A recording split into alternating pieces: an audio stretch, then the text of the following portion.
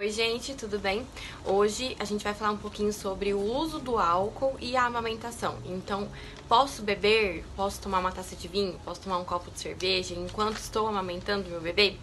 Vamos começar? Bom, gente, primeiro, sem julgamentos nesse vídeo, apesar da gente saber que o álcool e a nicotina, né, o tabaco, devem ser suspensos durante o processo tanto de gestação quanto a amamentação, porque podem existir efeitos em relação ao uso dessas substâncias para o bebê, né? Então leva a algum tipo de comprometimento, dependendo da dose, dependendo da quantidade ali que a mulher entrar em contato. A gente sabe também que existe uma mulher por trás daquela mãe que acabou de parir, que está em processo de amamentação e que tem o desejo, né, durante ali a vida social, de tomar nem que seja uma taça de vinho, um copo de cerveja. Então, baseado nisso, a gente entende, enquanto profissional de saúde, então alguns estudos, que também são poucos estudos em relação a álcool e amamentação, mas alguns estudos que tem acerca do tema, a Organização Mundial de Saúde, o Ministério da Saúde, Sociedade Brasileira de Pediatria, enfim, todas essas instituições que norteiam, né, as orientações dos profissionais de saúde, determinam então orientações em relação ao uso do álcool e a amamentação, orientações que minimizem a exposição do bebê com a substância, tá bom?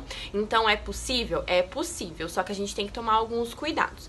É óbvio que, se você puder evitar, o ideal é que seja evitado o uso do álcool durante o processo de amamentação, principalmente bebês recém-nascidos e bebês, independente da idade, né, que estão em amamentação exclusiva, tá bom? Porque sim, o álcool passa pro leite, tá bom? Então, vamos lá. Primeiro, vamos entender como é que o álcool funciona ali dentro do organismo da mãe, da mulher. Então, a partir do momento que ela ingere uma dose de um drink, né? E aí a gente coloca aqui que um drink é considerado 17,7 ml de álcool ou 14 gramas de álcool, tá? Então, um drink corresponde a essa quantidade de álcool. Então, a partir do momento que essa mulher fez a ingestão do álcool, o que acontece lá dentro?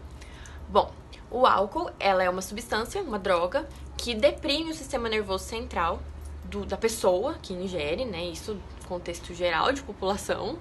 E ela é amplamente disponível, né? E atua a nível celular. Bebi ali uma dose, um drink, 20% do álcool que eu ingeri vai ser absorvido pelo estômago e 80% do álcool vai ser absorvido pelo intestino delgado. E o que é importante a gente saber aqui, pra gente entender como é que a gente vai proceder a partir do momento que a gente fizer a ingestão de álcool e pra poder amamentar nosso filho, né? Então, a gente precisa entender que o pico ali de concentração no sangue do álcool acontece entre 30 e 90 minutos após a ingestão da última dose, tá certo?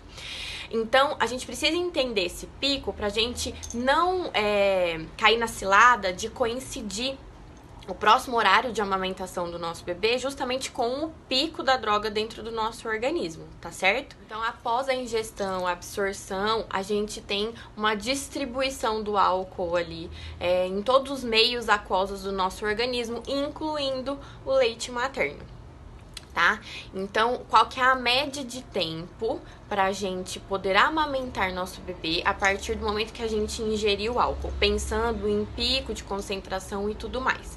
Então, é uma média, tá, gente? Isso também varia muito em relação ao peso da mulher, quantidade que ela ingeriu de álcool, se ela se alimentou enquanto bebia, enfim, tem toda uma variação. Mas a média é que, para cada drink, então, um drink, 2 horas de suspensão de amamentação. Ou seja, se eu tomei um drink, eu vou ficar 2 horas sem amamentar meu bebê, pra gente conseguir um tempo de segurança para que esse álcool desse um drink seja totalmente eliminado do organismo. Então, a conta é essa: um drink, que corresponde a 17,7 ml de álcool ou 14 gramas de álcool, um drink, 2 horas sem amamentar, tá certo?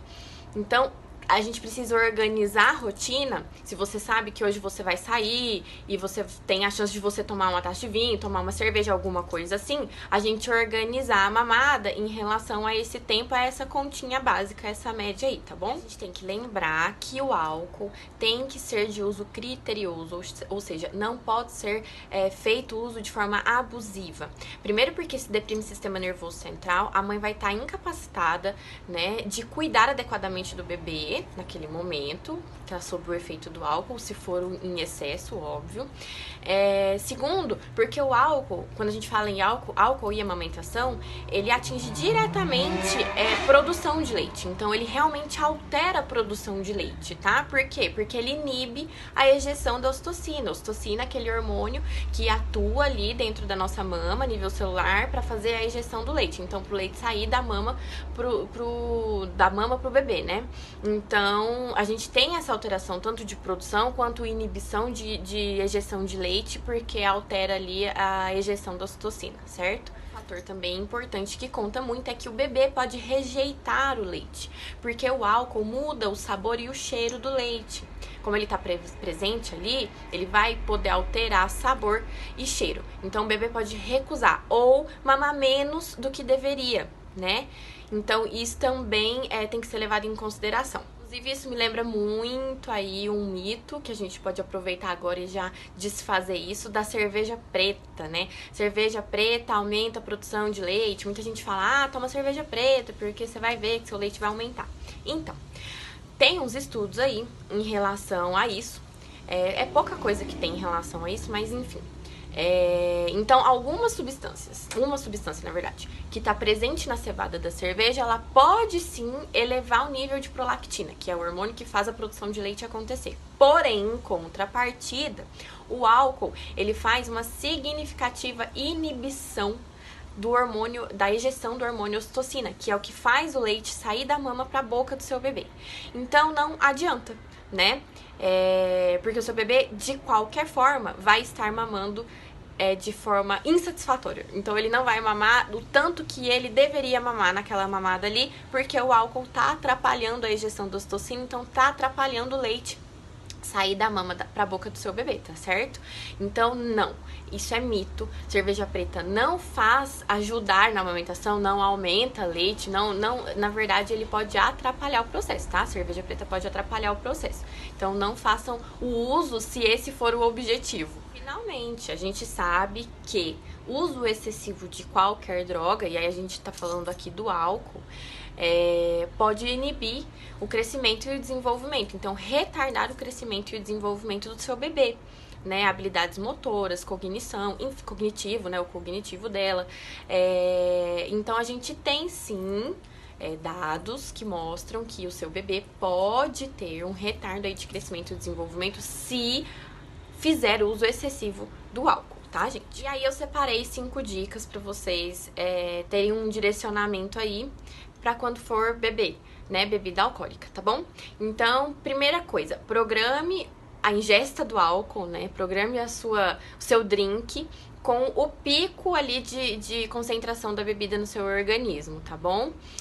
Segundo, amamente primeiro o seu bebê e depois, imediatamente depois, faça o uso do álcool, né? Beba a bebida alcoólica, tá bom? Pra gente ganhar tempo e prefira os horários que seu bebê tá dormindo mais profundamente. Dorme por períodos maiores. Terceiro, interrompa a amamentação por 2 horas a cada drink ingerido. Então, a cada dose de bebida alcoólica, não amamente por 2 horas, tá bom? Quarto, ordenhe e guarde o leite materno antes de começar a beber.